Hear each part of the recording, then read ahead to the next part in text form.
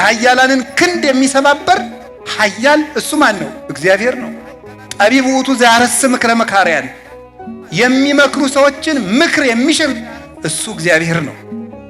ታዲያ እንደዚህ ያለ አምላክ ለምንድን ነው ክርስቲያኖች እንዲሰቃዩ የሚያደርግ ብላችሁ አትጠይቁኝም? እግዚአብሔር እንደው ክርስቲያኖች እንድንሞት የሚያደርገን ለምንድን ነው? ያገኘነ ሰው ሁሉ ጉልበቱን የሚሞክር በክርስቲያኖች ነው። ጉልበት አለኝ የሚል ሁሉ መግደል እንደሚችል የሚያረጋግጠው እኛን በመግደል ነው። የክርስቲያኖችን እንኳን ትልልቆቹን ሕፃናትን አንቆ በመግደል ጀግንነት የሚመስላቸው ሰዎች ናቸዋል። እና እንደዚህ ከሆነ እግዚአብሔር ለምንድን ነው ዝም የሚለን? ለምንድን ነው እንድንሞት የሚያደርገው? ልንገራችሁ የእግዚአብሔር ቤተሰቦች፣ አሁን የመጣው ቴክኖሎጂ ከኒውክሌር ጦርነት ይብሳል ለኦርቶዶክስ ቤተክርስቲያን። አሁን የመጣው ቴክኖሎጂ በራሱ ይሄ ቴክኖሎጂ ማለት ምን ማለት ነው? ሚዲያው ራሱ ቲክታኩ፣ ዩቲዩቡ፣ ፌስቡኩ ምኑ በኦርቶዶክስ ላይ ከፍተኛ የሆነ ፈንጅ ከመተኮስ ይብሳል። ይሄ የክርስቲያኖችን ሕይወት በማሽመድመድ ማለት ነው። እንደ ክርስትና የተሰቃየ እምነት አለ እንዴ በምድር ላይ? የለም እኮ። ታውቃላችሁ የመጀመሪያው ክፍለ ዘመን ጀምሮ እኮ ምን ይደረግ ነበር? ክርስቲያኖችን ጦም አውለው ህዝብ ተሰብስቦ ስቴዲየም ላይ የተራቡ ውሾች ይለቀቃሉ። ጦማቸውን 3 ቀን ያደሩ ክርስቲያኖች ከተራቡ ውሻዋ ጋር ምግብ ይሰጣቸዋል። ቆዳቸውን ገፈው አሸዋ ከተው አልብሳቸዋል። የገዛ አካላቸውን በአቅማዳ አሸዋ ተሸክመው በገዛ ቆዳቸው ዙረዋል። እጃቸውን ቆርጠው በተቆረጠች ጉረሱ ይሏቸው ነበር። ይሄ ሁሉ ስቃይ አልፈዋል። ግን እስካሁን አለች ቤተክርስቲያን። በጣም ብዙ የሆኑ ግፎችን አልፋለች። ስራዬ ተብሎ ታቅዶበት ቤተክርስቲያኒቱን ለማጥፋት እንዲናደርግ ተብሎ ሄዳችሁ ማንበብ ትችላላችሁ። 17 ቤተክርስቲያኒቱን የማጥፋት ታቅዶ በመንግስት ተሰንዶ እስካሁን እየተሰቃየች አለች። ሁሉም ጉልበቱን ይፈትናል። በልቶ ያልጠገበው ሁሉ መብላት የሚጀምረው ቤተክርስቲያንን ነው።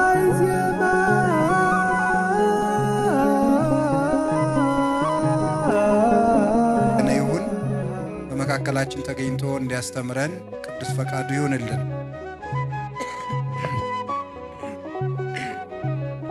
ባለን አጭር ጊዜ የምንማማርበት የትምህርታችን ርዕስ እሞሙ ለሰማዕት በሚል ርዕስ ይሆናል። እስኪ የሰማዕታት እናት በሉ። በዚህ ርዕስ እንማማራለን። የሰማዕታት እናት በሚል ርዕስ ቃሉን የምናገኘው ቅዳሴ ማርያም ላይ ነው። አባ ሕርያቆስ የተናገረው ነው። ከቤተ ክርስቲያን ሊቃውንት አንዱ ነው። በእርግጥም ሊቅ ነው። ምስጢረ ሥላሴን አንድ ሊቅ ብለን የምንጠራው የመጀመሪያው የሃይማኖቱ ቅድስና ነው። ቅዱስ ሃይማኖት ያለውና ጠንቅቆ የተማረ ያስተማረ የደረሰ ከሆነ ሊቅ ይባላል።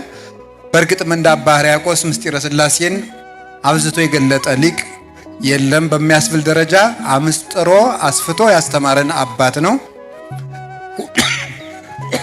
ሁለተኛ አንድ ሊቅ ብለን የምንጠራው የሕይወቱ ቅድስና ነው። ሕይወቱ የተመሰከረለት እመቤታችን በተአምር ተገልጻ ሕይወቱን በተግባር የገለጸችለት ወይም ተግባራዊ ክርስትና ከሃይማኖት ጋር የተሰናሰነለት ቅዱስ አባት መሆኑን ቅዳሴ በሚቀድስበት መሃል እመቤታችን አዲስ ምስጢርን በመግለጽ ያረጋገጠችለት እግዚአብሔር በጌትነቱ ብርሃን አእምሮውን አስፍቶ ሕይወቱን የመሰከረለት አባት ነው። ስለዚህ አባ ሕርያቆስ ከተናገረው አንዱ ድንግል ማርያምን ያመሰገነበት ቅዳሴ ነው። እዚያ ውስጥ አንድ ምን የሚቃል አለ? እመቤታችን የሰማዕታት እናት ብሎ ገልጿታል። ድንግል ማርያምን የሰማዕታት እናት ብሏታል። ለመሆኑ ሰማዕትነት ማለት ምን ማለት ነው? ሰማዕትነት ማለት ምን ማለት ነው? ሰማዕትነት ማለት ሰማዕት ማለት የግዕዝ ቃል ነው። ሰማዕት ማለት ምስክር ማለት ነው። እስኪ ምስክር በሉ። ሰማዕት ማለት ምን ማለት ነው? ምስክር ማለት ነው። አንድ ሰው ሰማዕት ተብሎ ለመጠራት የእግዚአብሔር ምስክር መሆን አለበት። ሰማዕታት ማለት የእግዚአብሔር ምስክሮች ማለት ነው። ሰማዕታት ብሎ ለአንድም ለብዙም ይሆናል። የእግዚአብሔር ምስክሮች ማለት ናቸው። ሰማዕታት ማለት የእግዚአብሔር ምስክሮች። ሰው ስለ እግዚአብሔር በብዙ መንገድ ምስክር ይሆናል። ልብ ብላችሁ ስሙ። በብዙ መንገድ መላእክት የእግዚአብሔር ምስክሮቹ ናቸው። በንጽህና በቅድስና እግዚአብሔርን ይመስሉታል። አቤል ለምሳሌ የእግዚአብሔር ምስክር ነው። ምስክር የሚሆነው አንድ ሰው ለምሳሌ በመስጠት ምስክር የሚሆን ሰው አለ። አንድ ሰው ለጋስ ሆኖ ሲሰጥ የለጋስ ልጅ እንደሆነ የእግዚአብሔር የሰጭ ልጅ እንደሆነ ይመሰክራል።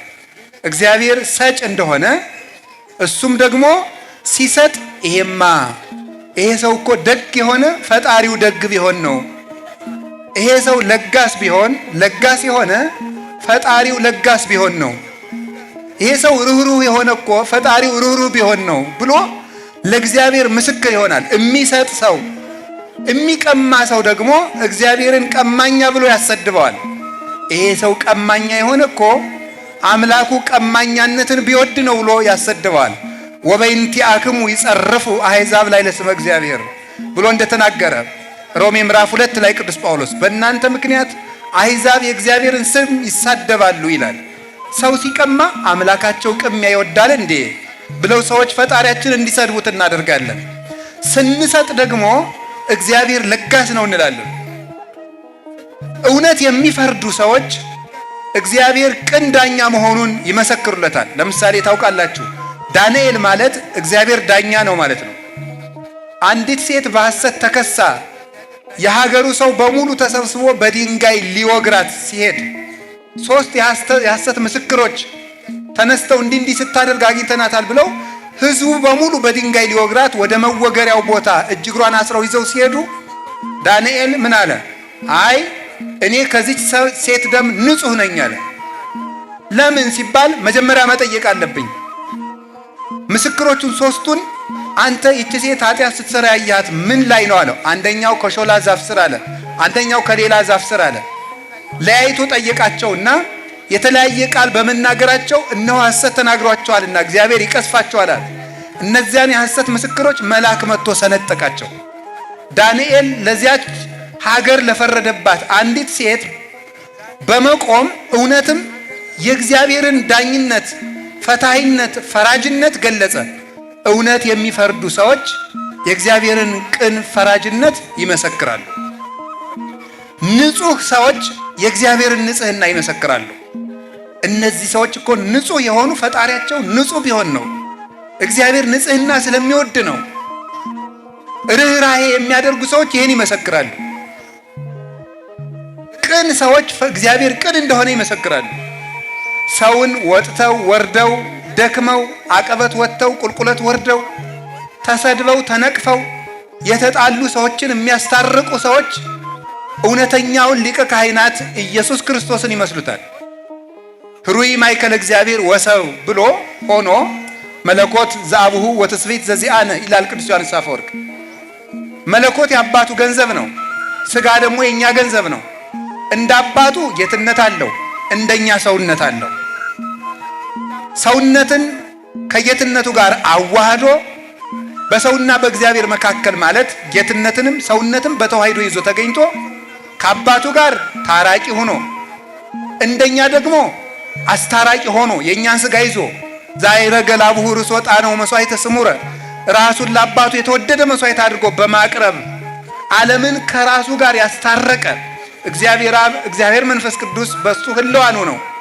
ዓለምን ይታረቁ ነበር። ወተዋለጠ እግዚአብሔር ኩሉ ዓለመ በወልዱ እግዚአብሔር በልጁ በኢየሱስ ክርስቶስ ዓለምን ከራሱ ጋር አስታረቀ እንዳለ ቅዱስ ጳውሎስ ሰውን የሚያስታርቁ ሰዎች ኢየሱስ ክርስቶስን ይመስላሉ።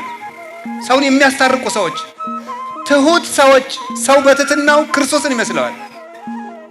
የሰው ገመና የሚሸፍኑ ሰዎች ክርስቶስን ይመስላሉ። የክርስቶስ ምስክሮች ናቸው። አንድ በገዳም የሚኖር አንድ መነኩሴ በዝሙት ሐሳብ ተፈትኖ ከአንዲት ሴት ጋር ችግር ይፈጥር ነበር። በገዳሙ ያሉ መነኮሳት ደግሞ ያንን ነውር ያውቁበት ነበር። ለአባ መቃርስ ሂደው አረ ከገዳሙ ሴት እያመጣ ነው ብለው ነገሩት። ተው ሂዱ፣ ዝም ብላችሁ የራሳችሁ ኑሮ ብሎ ሰደዳቸው። በሌላ ቀን አሁን አለችልህ ገብታለች ና እንሂድ ብለው ይዘውት ሄዱ። አበምኔቱን አባ መቃርስን ይዘውት ሲሄዱ ያ ሰው ያችን ሴት ቅርጫት ደፋባት። አባ መቃርስ ከዚያ መነኩሴ ቤት ገባና ከቅርጫቱ ላይ ተቀምጦ ሌሎችም መነኮሳት እናንተ ውሸታሞች የታለቻች ሴት አላቸው። እሱ በቅድስና ከቅርጫቱ ስር እንዳለች ያውቅ ነበረ። ከዚያ በኋላ እነሱ ወጥተው ከሄዱ በኋላ ልጄ እግዚአብሔር ሳይፈርድብህ አንተ በራስህ ላይ ፍረድ አለው። አባቴ ከተቀመጥክበት ቅርጫት ስር እሷ አለች ይቅር በለኝ ብሎ ንስሐ ሰጠው። ንስሐ ሰጥቶት ወጥቶ ሲሄድ እንጨቶችና ድንጋዮች እየተከተሉ መቃርስ ኮነ ከማምላኩ መቃርስ አምላኩን መሰለ እያሉ እያጨበጨቡ ተከተሉት። እግዚአብሔር የሰው ገመና እንደሚሸፍነው የሰውን ገመና ሽፍን የሚያደርጉ የወንድማቸውን የእህታቸውን ነውር ሸፍነው የሚይዙ ሰዎች እነሱ ክርስቶስን ይመስላሉ። ራሳቸውን ሽጠው ድሃ ሆነው የራሳቸውን ገንዘብ ጦም አድረው ድሃውን ከረሃብ ነፃ የሚያወጡት ከልብሳቸው ቀደው ከሚበልሱት ቆርሰው አጉርሰው ሰውን ካለበት ችግር ነፃ ምዝዝ አድርገው የሚያወጡት ሰዎች እነዚህ ክርስቶስን ይመስላሉ። አንድ ሰው አንጢላሪዎስ የሚባል ባለጸጋ ነበረ። ንፉግ ነው በጣም እና አንድ ድሆች ተሰብስበው ሲያወሩ እኔ ከአንጢላሪዎስ ቤት ሄጄ ምሳ በልቼ ብመጣ ምን ትከፍሉኛላችሁ? አይሰጥህም። ይሰጠኛል። ተወራረዱ። ቢሄዱ ሲበላ ደረሰበት። አሁን ዳቦ እየበላ ነበር። እንዳይሰጠው ነደደው፣ ርቦታል። ዝም እንዳይለው ጨነቀውና ወሩሮ ግንባሩን አለው። በዳቦው ደረቅ ኖሯል። ዳቦው ግንባሩን ገመሰውና ደማ። ደሙን አብሶ በላ። ያዳህ ሌሊት በህልሙ ሙቶ አጋንንት ነፍሱን ወደ ሲኦል ይዘው ሲሄዱ መላእክት ደግሞ እየተከተሉ አረ ይሄ ይቺ ነፍስ የኛ ናት እያሉ ይከተላሉ። እንደው ከዚህ ሰው ደግሞ ምን አላችሁ? ምን ጽድቅ አለው ይሄ ሰው? ትናንት ድሃ አጥግቧል፣ ደብድቧል እንጂ አጥግቦበታል አሉ። ይጠየቅ ድሃው ተባለ። ድሃው መጥቶ ሲጠይቅ ትማልም ዘአጽገብከኒ አምጽኡ ከኑዝየ፣ ትናንት ያበላኸኝን ጌታ እዚህ አመጡህ እንዲያ ነው።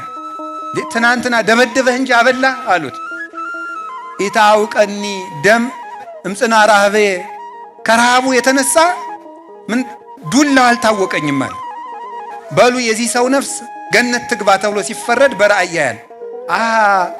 ሰው ለመደብደብ ብዬ የወረወርኩት ዳቦ ሰው አጥግቦ ካጸደቀማ ወድጄ ብሰጥ እንዴት ያለ ምሕረት ላገኝ ነው ብሎ ሙሉ ገንዘቡን ለድሃ ሰጥቶ ጨርሶ አካፍሎ ባዶውን ሲቀር ሌሎች ነዳያን ያልደረሳቸው ተሰብስበው መጡ።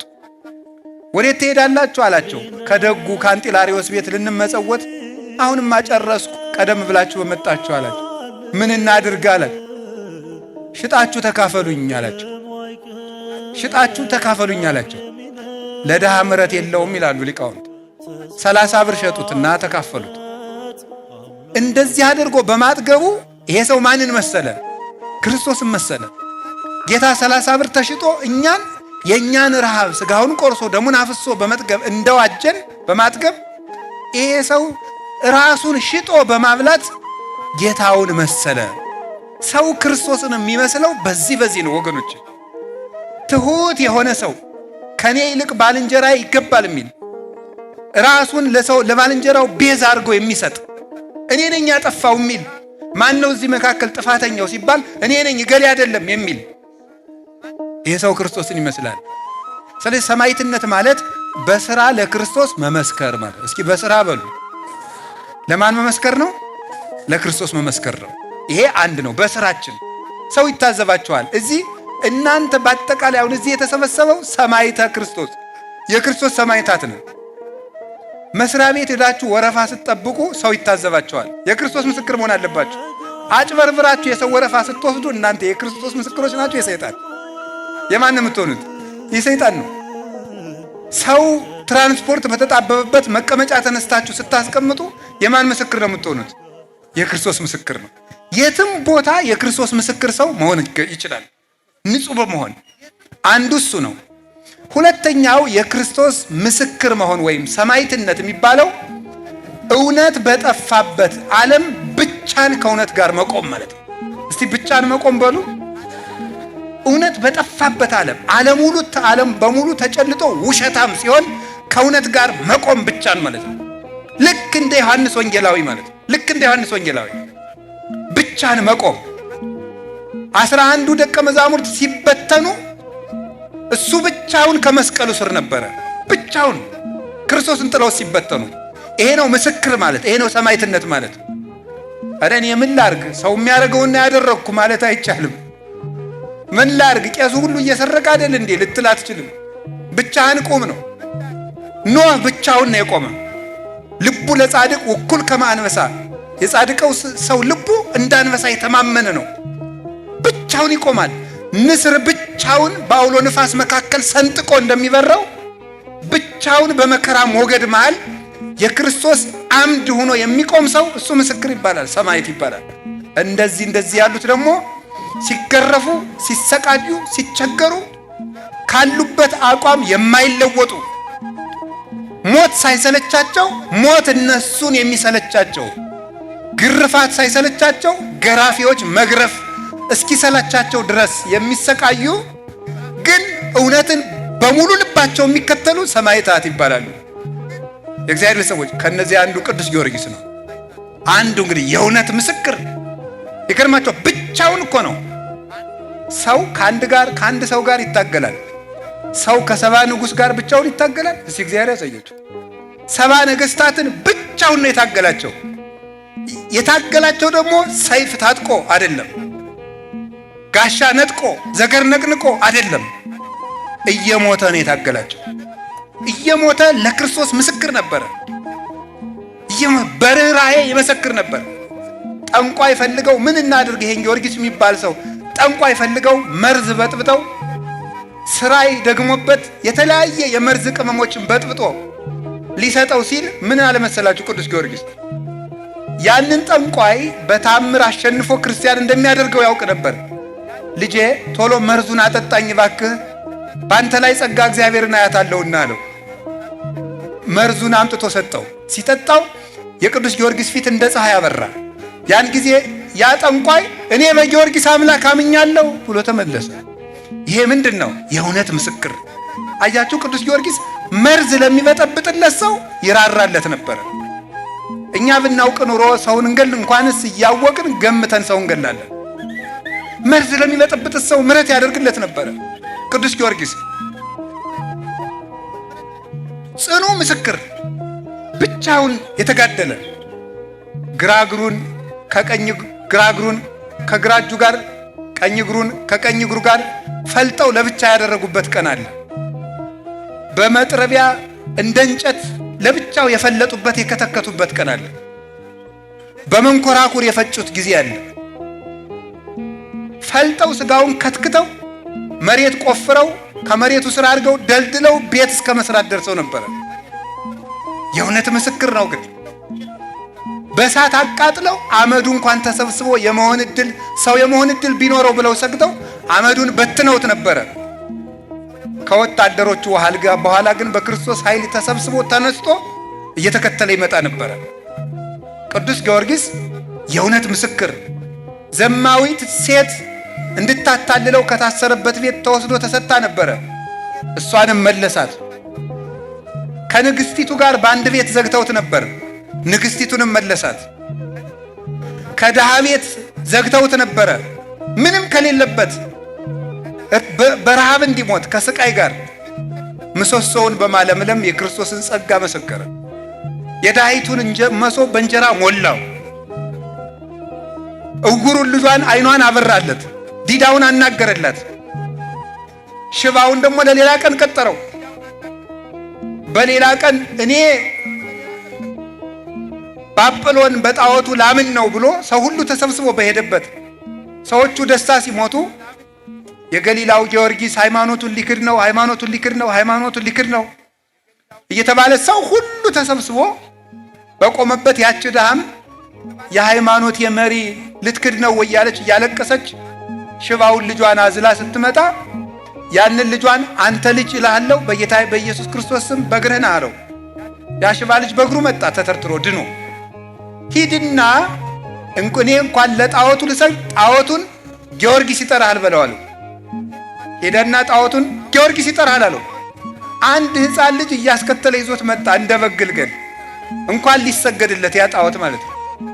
አንተ ምን ብለህ ነው አንተ ጣዖት ይሄንን ሰው የምታሳስት አለው። እኔ አይደለሁም ሰዎቹ ነው የሚሰግዱልኝ፣ እንዳታጠፋኝ እለምንሃለሁ አለው።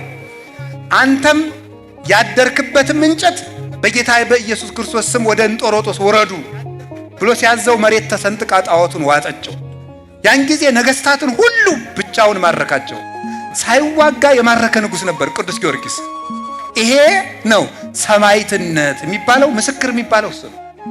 ለክርስቶስ ሞቶም የሚመሰክር፣ ታሞ የሚመሰክር፣ እየተገረፈ የሚመሰክር፣ እየተፈጨ የሚመሰክር፣ ክንድ ክንድ ሙሉ የተሳለ ብረት ያለው ጫማ አጫምተውት ያ የተሳለ ብረት እስከ ጉልበቱ ድረስ እየሰረሰረ እየመጣው ተጎንብሶ እስከሚሄድ ድረስ እየተሰቃየ የእውነት ምስክር ነበረ።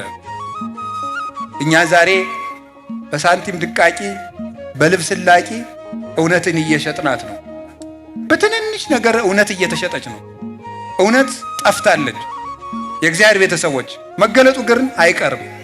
እውነት ቢከመርም እንደ ሳር ክምር ነው። ብዙ የሳር ክምር በአንዲት ቀጭን ክብሪት እንደሚቃጠለው እውነት የተገለጠለት የከመርነው ነገር ሁሉ ትቢያ ሆኖ የሚጠፋ ነው። የትም መቼም ከእውነት ጋር ቁሙ። ቢኖራችሁም ከእውነት ጋር ቁሙ። ብታጡም እውነተኛ ሁኑ። ብትታሰሩም እውነተኛ ሁኑ። ሰላም ቢኖርም እውነተኛ ሁኑ። ዘመን እንደው ማለፉ አይቀርም፣ መሞታችንም አይቀርም። እንሞታለን። ሞቱ የለውጥ ጉዳይ ነው። አንዱ ታሞ ይሞታል፣ አንዱ ተገርፎ ይሞታል። የሞት ለውጥ ነው እንጂ ሁላችንም እንሞታለን። መሞት ላይቀር ግን ከእውነት ጋር እንሞት። በውሸት ብንኖርም የምንሞት ግን የእውነት ነው። መጨረሻ ላይ በእውነት ነው የምንሞተው። ከእውነት ፊት እንቆማለን። ክርስቶስ እውነት ነው። ሰውን በልብስ እናታልለዋለን፣ ሰውን በቃል እንሸነግለዋለን። እግዚአብሔር ግን እስከ ልብ ድረስ መርምሮ ይፈርዳል። ወቀራንብትሁኒ ያሐትቶ ለጓለ እመሕያው። ቀራንብትሁኒ ያሐትቶ ለኩሉ ጓለ እመሕያው ማለት የእግዚአብሔር ሁለንተናው ፍርድ ነው ማለት ነው። ሰው አይኑ ይፈርዳል፣ ጆሮው ላይ ፈርድ ይችላል። አይኑ ጆሮ ቢፈርድ እጁ አይፈርድም። የእግዚአብሔር ግን ሁለንታ አካሉ ዳኛ ነው ማለት ነው። ቀራንብትሁኒ ያለው ሁለንታ አካሉ እግዚአብሔር ዳኛ ነው። ሰው በዚህ ያየ በኋላው የሆነ ነገር ብትሉ አያያችሁም። እግዚአብሔር ግን ኋላ፣ ጀርባ፣ ፊት፣ ቀኝ፣ ግራ የለውም። ሁለንተናው አይን ነው። ሁለንተናው ዕውቀት ነው። ሁለንተናው አይምሮ ነው። ከሰው የሸሸግነው ነገር ሁሉ በእግዚአብሔር የተገለጠ ነው። ስለዚህ ሰማዕታት አንድ ነገርም ነግራችሁ የመጨረሻ ሰማዕት የሚባለው ብቻውን ከእውነት ጋር የቆመና ሃይማኖት በጠፋ ጊዜ የእግዚአብሔር ምስክር ከእግዚአብሔር በቀር አምላክ የለም። በጦር ብትወጉኝ፣ በሰይፍ ብትቆራርጡኝ፣ ለአንበሳ ብትጥሉኝ፣ ገደል ብትወረውሩኝ፣ ባሕር ውስጥ ብታሰጥሙኝ፣ እንደወደዳችሁ ጸዋትወ መከራ እየለዋወጣችሁ ብታደርጉብኝ ከእግዚአብሔር በቀር እውነት የለም ብሎ የሚናገር ሰው ነው ሰማዕት የሚባለው። እንዲህ ብሎ የሚቆም ብቻውን። አንበሳ የተራበ አንበሳ ፈተው ሲለቁበት እንደ ቅዱስ አግናጢዮስ፣ እንደውም ምዕመናን ተሰብስበው ቅዱስ አግናጢዮስን ለተራቡ አንበሶች ሊጠሉት ሲሉ ምዕመናን ተሰብስበው መምህራችን ጥቂት ተደብቀ ቆይ ባክህ እንድታስተምረን አሉት። ምን አላቸው? ተውኝ ባካችሁ፣ ወደ ጌታዬ ከመሄድበት መንገድ ላይ አትቁሙብኝ አላቸው። ወደ ሞቱን እኮ ነው እንደዛ የሚለው። እንዲያውም አለ የአንበሶቹ ጥርስ ወፍጮ ይሁንና ተፈጭቼ እንደ ንጹህ ስንዴ ለጌታዬ ለኢየሱስ ክርስቶስ መስዋዕት ሆነዋለሁ አለ። የአንበሶቹ ጥርስ ወፍጮ ይሁን ይፍጨኛል። እንዲህ የሚሉ ናቸው ሰማዕታት የሚባሉት ማለት ነው። ደስ እያላቸው ቅዱስ ጊዮርጊስ የሞቱን ደብዳቤ ይዞ ሲሄድ ሰርግ እንደተጠራ ሰው ደስ እያለው ነው የሚሄድ። ደስ እያለው ሊሞት ሲሄድ ማለት ነው። እነዚህ ሰማዕታት ይባላሉ። ለምንድን ነው? አንድ ነገር ልንገራችሁ፣ ማስተላለፍም የፈለግኩት እሱ ነው። እግዚአብሔር ሁሉን ሲችል ኃይል የሱ፣ ገናንነት የሱ፣ ጉልበት የሱ ነው። እግዚአብሔር መሳሪያ ሳይመዝ ዓለምን ጭጭ የሚያደርግበት የዝምታ ኃይል አለው። የፋርስ ንጉሥ ሶርያን ለመዋጋት በመጣ ጊዜ ቅዱስ ኤፍሬም ክርስቲያኖችን ለማዳን የሶርያው ንጉሥ የፋርሱ ንጉሥ፣ ፋርስ ማለት የዛሬዋ ኢራን ማለት ናት፣ ሲጨንቀው እሱ ሶርያ ተቀምጦ ክርስቲያኖችን ሊጨፈጭፋቸው ነው ብሎ አስቦ ምን አደረገ መሰላችሁ? የማይመለስ ሆነ። የያዘው ወታደር ብዙ ነው። ምን አደረገ ቅዱስ ኤፍሬም? እግዚአብሔር ሆይ አንድ ነገር አደርግ ብሎ ጸለየ። ትንኝ መጥቶ በጣም ብዙ ትንኝ የወታደሮችን ፈረሶች በሙሉ እየነደፈች ወታደሩን በእጅ በግር ብለው ፋርስ ድረስ ሸኟቸው። እግዚአብሔር በበቅሎ ይመጣል ስትለው በምን ይመጣል? በትንኝ ይመጣል። ያሸንፋል። እግዚአብሔር እንደዚህ ነው። ዝም ብሎም ይዋጋል።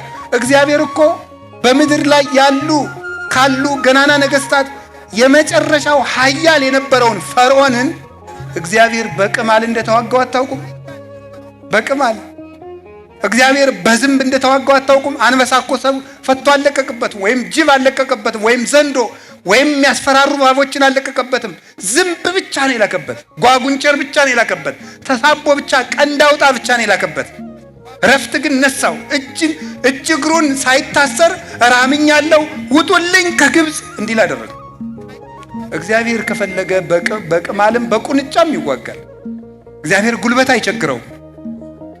ተባ ውእቱ ዘያደቅቅ መዝራዕተ ኃያላን፣ የኃያላንን ክንድ የሚሰባበር ኃያል እሱ ማን ነው? እግዚአብሔር ነው።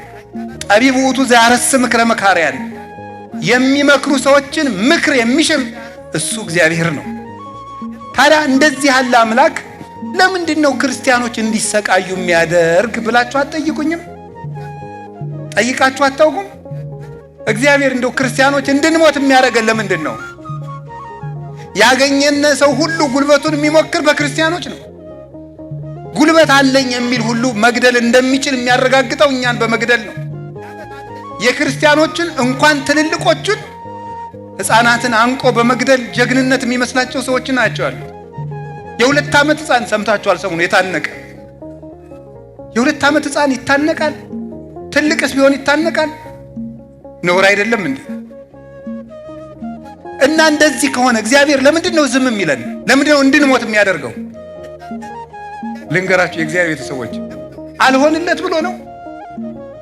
ለኛ ስለማያዝንልን ነው? ባያዝንስ ቢያንስ ለ2 ዓመቱ ሕፃን አያዝንም? እኛስ መቼም በደለኞች ነን። ለምንድን ነው እግዚአብሔር ዝም የሚለን? ታውቃላችሁ?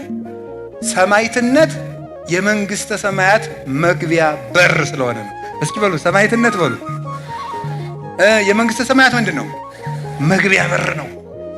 ስለዚህ ክርስቲያኖች የክርስቶስ ልጆች በመሆናቸው ሲገደሉ እግዚአብሔር ዝም የሚለው ከዚህ ከዳተኛ ዓለም ወደ እውነተኛው ዓለም ሊወስዳቸው ስለፈለገ ነው። ወደ ቅፉ ሊሰበስባቸው ስለፈለገ ነው። ለዚህ ነበር አንድ የቤተ ክርስቲያን ሊቅ 2ኛው ክፍለ ዘመን ላይ የነበረ እናንተ ግረፉን፣ እናንተ አሰቃዩን፣ እናንተ ደብድቡን፣ መከራውን በጨመራችሁብን መጠን ከእግዚአብሔር አክሊል ይጨመርልናል ያለ ለዚህ ነበር። ክርስቲያኖች በተገፋን ቁጥር ለዚህ ነው የክርስቲያኖችን ደም ጨክኑና አብዝታችሁ እንደ ጎርፍ አፍስሱት ይፍሰስ፣ እነሆ ያ ደም ዘር ሆኖ ሌላ ክርስቲያን አብዝቶ ያበቅላል። የቅዱስ ጊዮርጊስ ደም ዘር ነበረ። ብቻውን ሲገርፉት ሙቶ ሲነሳ ምን ያለ እያበራ ቦግ ሲል ፊቱ፣ የዚያን ጊዜ የንጉሱ ሰራዊት በሙሉ እኛም በዚህ ሰው አምላክ አምነናል ይላል። የሰማዕታት ደም ዘር ነው፣ አፍስሱትና ሌላ ክርስቲያን ያበቅላል ያለ ለዚህ ነበረ። የመንግስተ ሰማያት መግቢያ በር ነው። ታውቃላችሁ? የግብፅ ኦርቶዶክስ ተዋሕዶ ቤተክርስቲያን የዘመን ለመለወጫ የምታደርገው ዓመተ ሰማዕታትን ነው። አዲስ ዓመቷን የምትጀምረው ሰማዕታት ብዙ ክርስቲያኖች የተገደሉበትን ዓመት ነው። ለምን ሲባል የዘመን መለወጫው ዕለት የአዲስ ዓመት መግቢያ እንደሆነ ሁሉ ሰማዕትነት የመንግስተ ሰማያት መግቢያ በር ነው። ግብፅ ውስጥ ያለ ክርስቲያን እያንዳንዱ ክርስቲያን በክርስቶስ ስም ለመሞት እየተዘጋጀ ነው የሚኖረው። በአፄ ካሌብ ጊዜ ናግራን ወይም የዛሬዋ የመን ውስጥ አንድ አይሁዳዊ ንጉሥ ክርስቲያኖችን እየጨፈጨፈ ይገላቸው ነበር። እናቲቱን ልጁ ፈርቶ እኔ አላምንም እንዲል እግዚአብሔር ያሳያችሁ። የ5 ዓመቱን ሕፃን አይኑ እያየ እናቱን እሳት ውስጥ ከተቱበት። ያንን ሕፃን ንጉሡ ቀረበና ምን አለው መሰላችሁ? የኔ ልጅ ጎሽ እንደ እናትህ እሳት እንዳይበላ ክርስቶስን ክጀዋለሁ በል፣ ለአንተ ጥሩ ልብስ አሰፋልሃለሁ ገዛልሃለሁ አለው። ምን አደረገ ታውቃላችሁ? እንዳልታውቃላችሁ እባክህን አንተ ሰው ከእናቴ ጋር ወደ ክርስቶስ ሊሄድበት ልቀቀኝ። የ5 ዓመት ልጅ ነው። የ5 ዓመት ልጅ እምቢ ብሎ ቢጨብጠው እጁን ነክሶት፣ የልጅ ጉልበቱ ምንድነው? ጥርሱ ነው። የንጉሱን እጁን ነክሶ ሮጦ ሄዶ እናቱ የገባችበት እሳት ገባ። እንዲህ አድርገው ነው የታገሉት። ሰማዕትነትን ክርስቶስ ዝም የሚለው ክርስቲያኖች ሲታረዱ እንደ በግ፣ ሕፃናት ሲቀሉ ያለ ዕድሜያቸው ዝም የሚለው ለምንድን ነው? የመንግስተ ሰማያት መግቢያ በር ነው። ሰርግ ነው። ለቤተ ክርስቲያን የልጆቿ ሞት ሰርጓ ነው። አትሸነፍም። እርግጠኛ ሆኜ ነው የምነግራችሁ። እንዲያውም ቤተ ክርስቲያንን እየጨረሳት ያለ የልጆቹ ኃጢአት ነው። እየጨረሰን ያለ የኛ መበላላት ነው እንጂ የሌሎቹ ሰይፍስ ክርስቲያንን አይጨርሰው። የሚጨርሰን የኛ ነውር ነው የሚጨርሰን። ነውራችን ግን ይጨርሰናል። እግዚአብሔር በቃ ብሎን ንስሐ ከገባን ግን እርግጠኛ ሆኜ ነው የምነግራችሁ ክርስቲያን ሞቶ አያልቅም። ክርስቲያን የሚያልቀው በኃጢአት ብቻ ነው። ሁለተኛስ ሰማዕትነትን ክርስቶስ ለምንድን ነው ዝም የሚለው? የሰይጣን ጉልበት ባዶ እንደሆነ ለማሳየት ነው። እስኪ በሉ ተናገሩ። የሰይጣን ጉልበት ምን እንደሆነ ለማሳየት ነው። ባዶ እንደሆነ ለማሳየት ክርስቶስ ዝም ይላል። እግዚአብሔር ያሳያችሁ። ቅድም እኮ የቅዱስ ጊዮርጊስን ሕይወት ነግሬያችኋለሁ ስለምታውቁት ነው እንጂ 70 ነገሥታት ብያችኋለሁ። እሱ ግን ስንት ነው? አጃቢ አለው፣ ወታደር አለው፣ ሰራዊት አለው። ስንት ነው? ብቻውን ያሸነፋቸው። ሰይጣን ምንም አቅም ቢጠቀም ቤተ ክርስቲያንን ማሸነፍ እንደማይችል ለማሳየት ክርስቶስ ልጆቿ እንዲሞቱ የሚያደርገው ለዚህ ነው። እነሱ አክሊል ይቀበሉበታል፣ ሰይጣን ደግሞ አቅመቢስ በሆኑን ያሳያሉ። እንደ ክርስትና የተሰቃየ እምነት አለ እንዴ በምድር ላይ? የለም እኮ። ታውቃላችሁ የመጀመሪያው ክፍለ ዘመን ጀምሮ እኮ ምን ይደረግ ነበር? ክርስቲያኖችን ጦም አውለው ህዝብ ተሰብስቦ ስቴዲየም ላይ የተራቡ ውሾች ይለቀቃሉ። ጦማቸውን 3 ቀን ያደሩ ክርስቲያኖች ከተራቡ ውሻዋ ጋር ምግብ ይሰጣቸዋል። ምግብ ተሰጥቷቸው እንበላለን ብለው እጃቸውን ሲሰዱ ትንሽ ነው ምግቡ የሚደረገው፣ ውሻው እጃቸውን ይነክሳቸዋል። ሲነክሳቸው ይሳቅባቸዋል። አስረው እኮ ነው አስጎንብሰው አስረው እነሱን እየተረገጡ ወደ አልጋ ይወጣሉ። አይገፍ ክርስቲያን የሆነ ሁሉ በመስሪያ ቤት እንዳይቀጠር ይደረግ ነበር። በአውሬሊዮስ ጊዜ አውሬሊዮስ የሚባል ፈላስፋ ንጉሥ ነበር። በሱ ጊዜ ክርስቲያን የተባለ ሁሉ ከመስሪያ ቤት እንዳይቀጠር፣ ሁለተኛው ክፍለ ዘመን ላይ ክርስቲያን የተባለ ሁሉ ሀብት እንዳይኖረው፣ ክርስቲያን የተባለ ሁሉ ማምለኪያ አጸድ እንዳይኖረው ይደረግ ነበረ። ያ ሁሉ ተደረገ።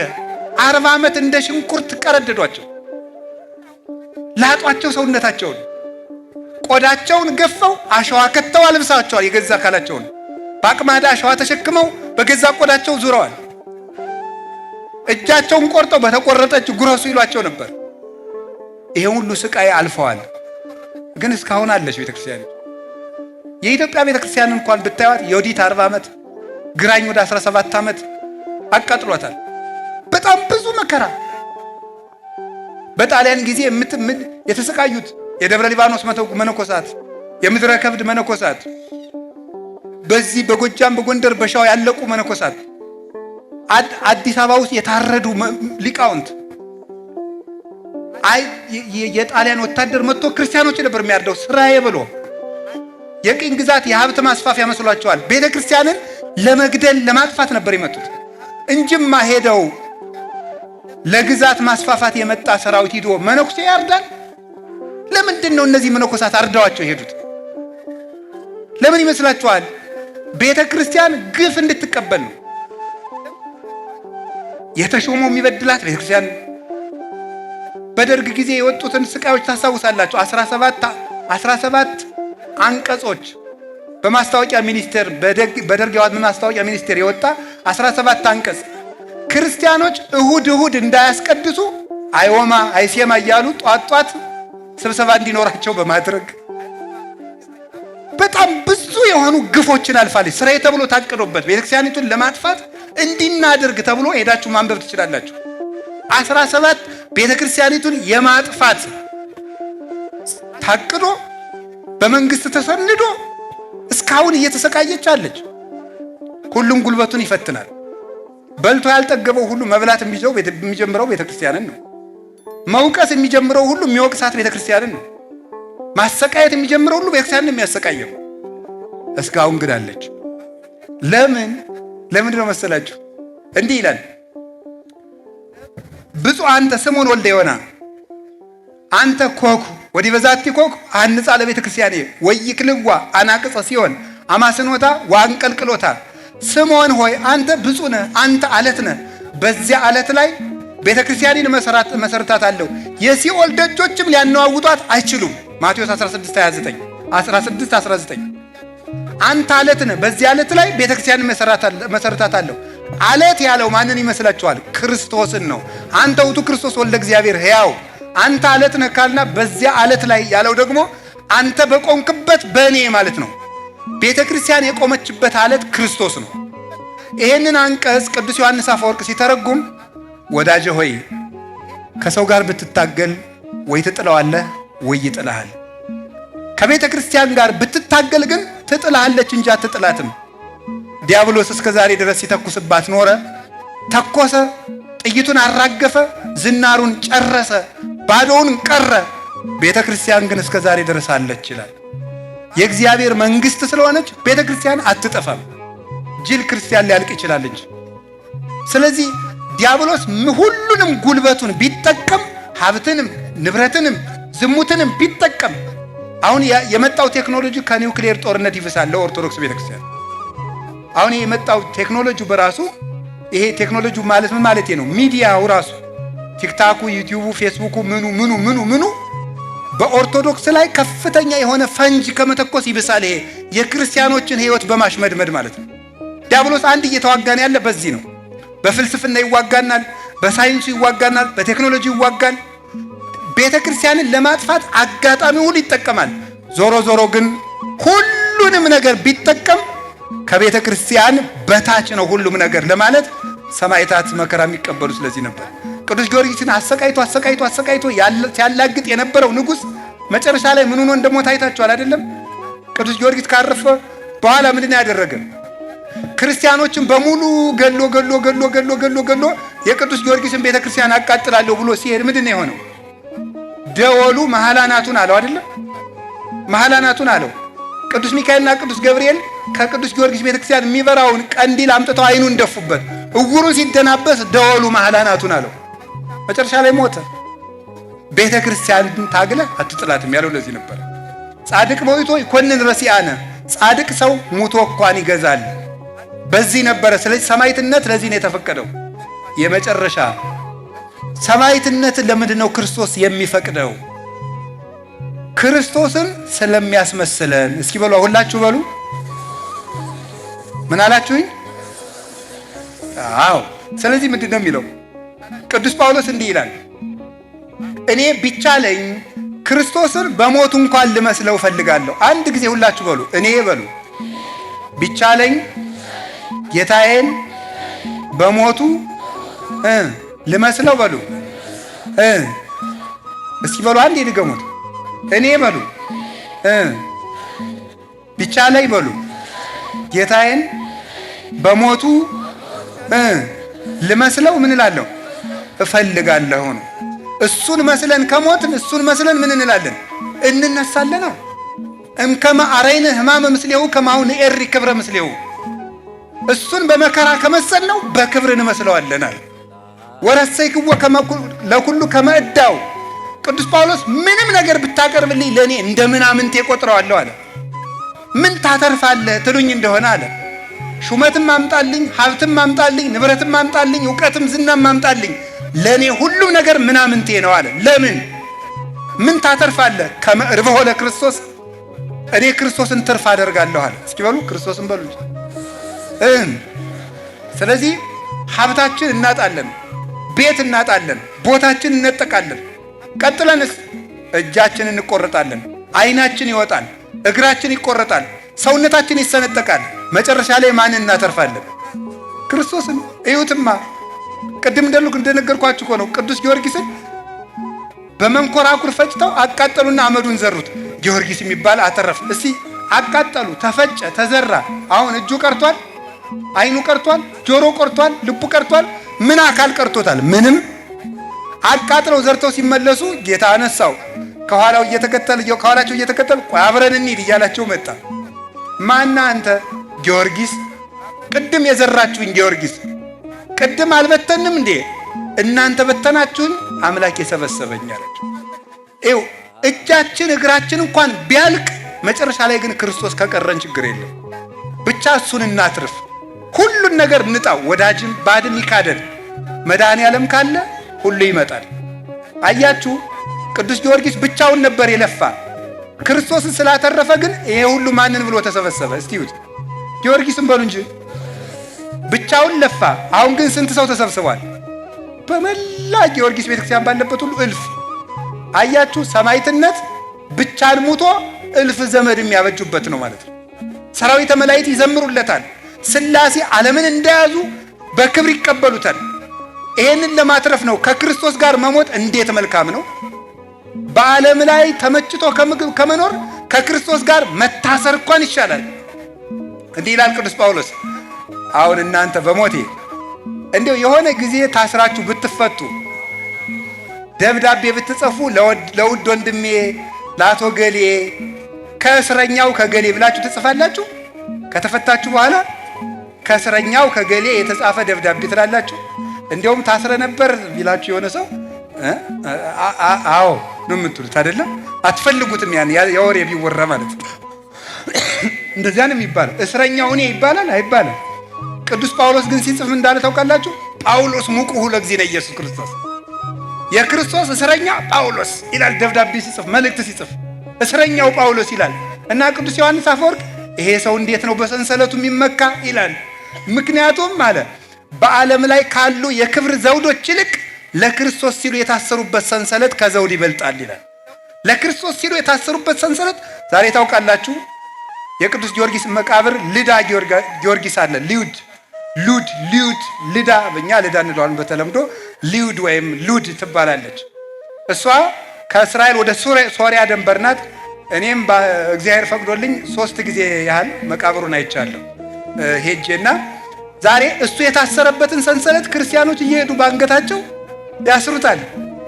ጊዮርጊስ ወይ አንተ ለክርስቶስ ሲል የታሰርክበት ሰንሰለት ነው፣ እኔ ደግሞ የኃጢአት ሰንሰለት ተበጥሶ እንዳንተ በክርስቶስ የፍቅር ሰንሰለት ለመታሰር አብቃኝ እያሉ ክርስቲያኖች ሁሉ ባንገታቸው ያስራሉ።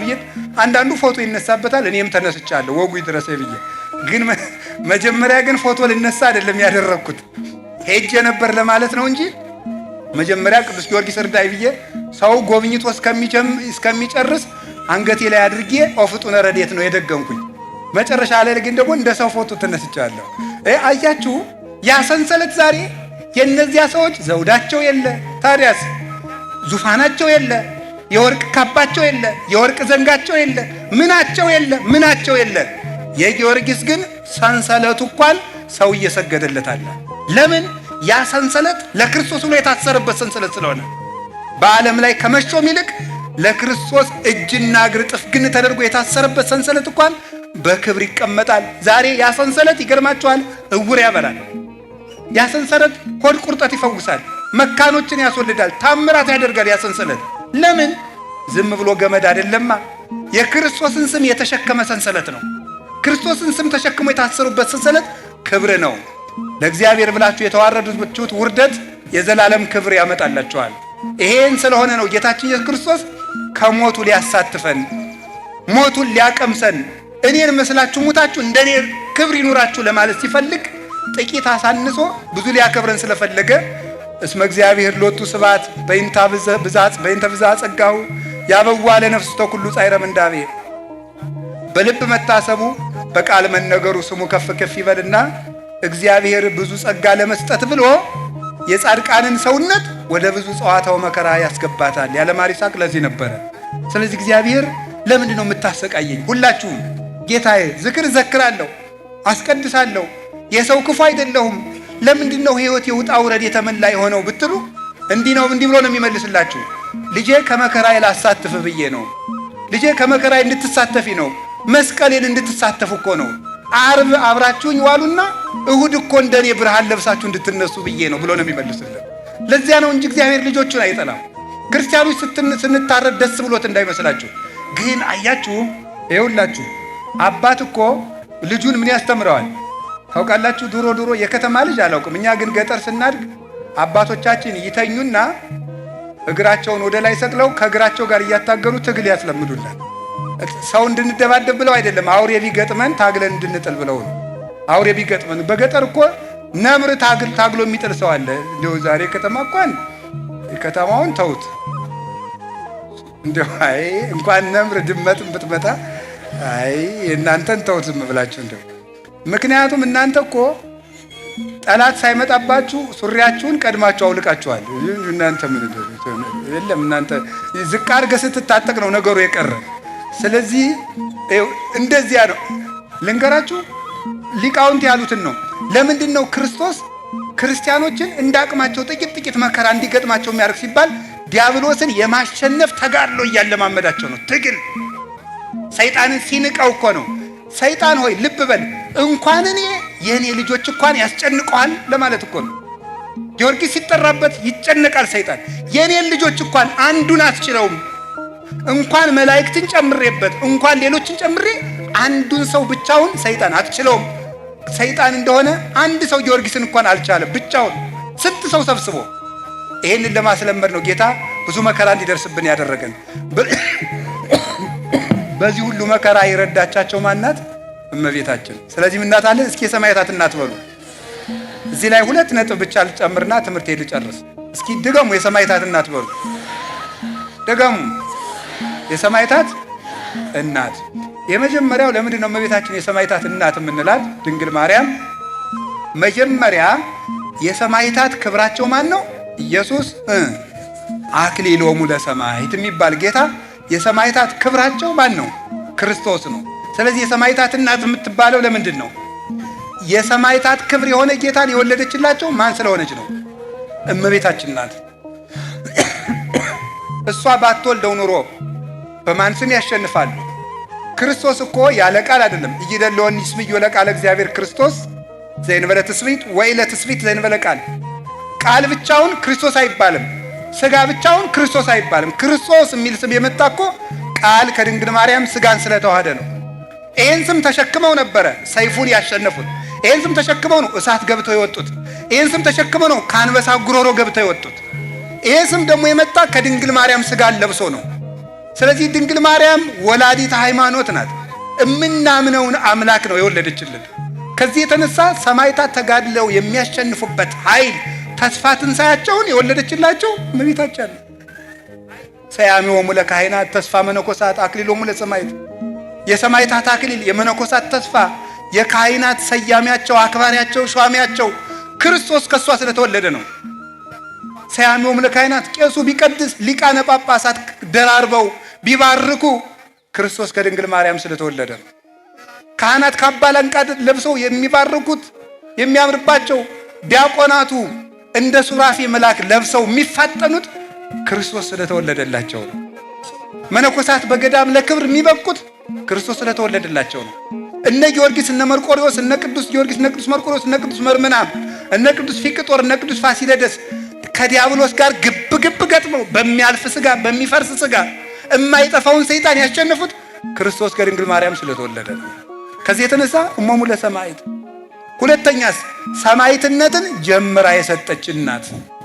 የሰማዕትነት ጀማሪ የሐዲስ ኪዳን የመጀመሪያይቱ ሰማዕት ማናት? ድንግል ማርያም። በንጽህናዋ የእግዚአብሔር ምስክር የሆነች ድንግልም እናትም ሁና የተዋህዶ ምስክር የሆነች ያለ አባት ወልዳ ለአብ ምስክር የሆነችው ረቂቅ በሆነ አኗኗሯ ለመንፈስ ቅዱስ ምስክር የሆነች መጨረሻስ ምን ያደረገች ናት? እመቤታችን በስደት ሰማዕትነትን የጀመረችው እሷ ናት። ይሄው አሁን የተሰደደችበትን ወቅት ነው አሁን ጽጌ ብለን የምናከብረው። እግዚአብሔር ያሳያችሁ፣ ክርስቶስ ያመልክታችሁ። እኔ እንደ ድንግል ማርያም ያለ ሃይማኖተኛ ሰው በምድር ላይ ሰምቼ አላውቅም። እናንተም አልሰማችሁ እርግጠኛ ነኝ። ነው ሰምታችኋል። የመጀመሪያይቱ ክርስቲያን የመጀመሪያይቱ ደቀ መዝሙርት እኮ ናት። የመጀመሪያይቱ ምእመን የመጀመሪያይቱ ሐዋርያዊት እመቤታችን ናት። የመጀመሪያይቱ ሰው ሊውጠው የማይችለውን ከባድ ነገር ከሰው አስቀድማ መጀመሪያ ያመነችው እመቤታችን አምላክን ትወልጃለሽ። ኧረ በፍጹም ምንድነው የምታወጉት ነው የሚባለው እኮ። ይሄም አይደረግ ነገር ነው። አምላክን ሰው አይወልደውም ሳትል ኧረ እኔ ወንድ ሳላውቅ እንዴት ይሆናል ይሄ ነገር? ለእግዚአብሔር የሚሳነው ነገር የለም ብሏታል። አዎ ለእግዚአብሔርስ የሚሳነው ነገር የለም። እሺ አለች። እንዴ እዚያ በፊት እኮ አምላክን ሰው ወልዶት አያውቅም፣ አይታ አታውቅም፣ ሰምታ አታውቅም። ዘካርያስ እኮ አብርሃም ካረጀ በኋላ ወልዷል የሚለውን ስብከት እያወቀ አንተ ተወልዳለህ ሲለው ማመን አቅቶታል። ድንግል ማርያም ግን ተደርጎ የማያውቅን ነገር ለመጀመሪያ ጊዜ ያመነች የእምነት መሰረት ናት እመቤታችን። እንኳን ሃይማኖት ልትጋርድ ሃይማኖትን የተገለጠባት ናት። ልብ በሉ። ከዚያስ በኋላ ደግሞ የምትወልጂው ልጅ ለዘላለም መንግስቱ የማያልፍ ነው ተባለች። እሺ ስሙ ኢየሱስ ነው ዓለምን ያድናል ተባለች። እሺ ወልዳ ስጨርስ ደግሞ ሕፃኑ ይሞታል ይዘሽው ሽሽ። የማይሆን ነገር ነው። ምንድነው የምትሉት? የምትወልጂው ልጅ ምንድነው ተብላለች? መንግስቱ ለዘላለም ነው። የምወልደው ልጅ ለመንግስቱ ለዘላለም ከሆነ ዮሴፍን እንዴት ሊፈራ ይችላል ብላ እምነቷ እንዴት አልተነካባትም? አይገርማችሁም? የኔ ልጅ ኢየሱስ ነው። ኢየሱስ ማለት መድኃኒት ነው። ዓለምን የሚያድን ከሆነ የአንድ ሰፈር ንጉሥ ፈርቶ እንዴት ይሰደዳል? ይሄ ነገር ፈርቶ የሚሰደድ ከሆነ እንዴት አምላክ ብዬ ልቀበለው እችላለሁ አላለችም። ለሰው ቤዛነት እንደሚሰደድ ስለምታውቀው እሺ። የ15 ዓመት ልጅ ናት። መንገድ ሄዳ አታውቅም። ሀገር አታውቅም። ሴት ናት። ልጅ ናት። በ15 ዓመቷ ልጅ አዝለሽ ግብፅ ሂጂ። እንዴት ያለ መከራ ነው እናንተ! ወደማታውቀው ሀገር መንገድ ሄዳ የማታውቅ ልጅ፣ የአንድ ልጅ እናት አባት የሌላት ወደማታውቀው ሀገር በምንድን ነው የምትሄደው? መኪና የለም፣ ፈረስ የለም፣ በቅሎ የለም፣ ሰረገላ የለም፣ በአህያ ለዚያውም በእስራኤል የክረምት ወራት በረዶ በበዛበት ሄዳስ ግብፅ የምታርፈው ወማን ቤት ነው? የትም ማረፊያ የሌላት። ለዚህ እኮ ነው ሊቁ ይጽብበኒ እግዝእትየ ከመ ጸበበኪ ዓለም በምልኡ ያላት። እናቴ አንቺን ግብፅ ስትሄጂ ዓለም እንደጠበበሽ ሁሉ የኔ እናት እኔን ይጥበበኝ አላት ሊቁ። እኔን ዓለም ይጥበበኝ አንቺን እንደጠበበሽ ብሎ ያለቀሰላት ለዚህ ነበረ። እንዲህ ብላ ተቸግራ ሄደች። እሺ 700 ኪሎ ሜትርን በእግርሽ ሂጂ። እሺ እማን ቤት ነው የማርፈው? መንገድ ላይ ሴት ነው የማርፈው? የለም። እየተሰቃየች ሄደች። ኢትዮጵያን ደግሞ ዙራ ተንከራታ ግብፅ አርፋ ደግሞ ነይ ኢየሩሳሌም ሂጂ። እሺ የወለድሽው ልጅ ዓለምን የሚያጠግብ ነው፣ ግን ደግሞ እንጀራ ትለምናለች። የወለድሽው ልጅ ለዓለም ሁሉ የሕይወት ውሃ ነው፣ ውሃ ይጠማታል። በእግሯ ትሄዳለች፣ አውሬ ያስደነግጣታል። ተመልሳ መጣስ ደግሞ ያንን ለፍታ ያሳደገችው ልጇን ደግሞ ልንሰቅልብሽ ነው ተባለ። አንድ ሳይንቲስት የተናገረው ንገራችሁ። ሁሉም እናቶች ይላል የራሳቸውን የልጆቻቸው ስቃይ የራሳቸውን ያህል ይሰማቸዋል ይላል። ገብቷችኋል? እስኪ በሉ አንዴ ሁሉም እናቶች በሉ። የልጆቻቸው ስቃይ የራሳቸውን ያህል ምን ይላቸዋል? ይሰማቸዋል። ገብቷችኋል ምን ማለት እንደሆነ? ምን ማለት በትክክል አሁን አንድን ሕፃን ልጅ ከእናቱ ፊት መርፌ ብትወጉት መርፌው ወደ ራሷ ሰውነት የገባውን ያህል ያማታል እናት ልጅ። ድንግል ማርያም እንግዲህ ይሄን መርፌ ብላችሁ አስቡት። ወይም ልጁን በኩርኩም ብትመቱት እዚያ ልጅ ራስ ብቻ ላይ አይደለም ያርፈው፣ ያ ኩርኩም እናቱ ራስ ላይ ያርፋል። ይሰማታል ህመሙ። አሁን ወደ ክርስቶስ ውሰዱት። አዝላ ግብፅ ድረስ የተንከረተተችለትን ልጇን ፊት ለፊት አይኗ እያየ ክንድ ሙሉ ችንካር ገብቶበት ተመለከተች። በጦር ተወግቶ አየችው፣ ደምቶ አየችው። ይህንን ሁሉ ስቃይ አይኗ እያየ የተቀበለች ናት። ግን ደግሞ በዚያው አይኗ ደግሞ ተነስቶ አየችው፣ አርጎ አየችው። ታዲያ የሰማዕታት እናት የተባለች ለዚህ እኮ ነው። በዕለተ ዓርብ ከመስቀሉ ስር ቆማ እነሱም ከመስቀሉ ስር በእውነት አደባባይ እንዲቆሙ ምስክር የሆነቻቸው እመቤታችን ቅድስት ድንግል ማርያም ስለሆነች የሰማዕታት እናት በሉ እንጂ። መከራውን ጀምራ ሰጥታቸው በመከራው ፍጻሜ ደግሞ ደስታ አይታ እነሱም ከክርስቶስ ጋር ቢሰቃዩ መልሰው ደግሞ በተሰቃዩበት ስቃይ ተስፋ እንደሚያገኙ ምስክር ሆና የቆመችላቸው ድንግል ማርያም ስለሆነች የሰማዕታት እናት ትባላለች።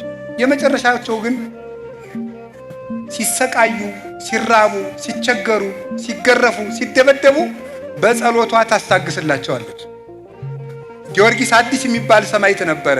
ሌላ በቅዱስ ጊዮርጊስ ስም በኋላ የተጋደለ ደብድበው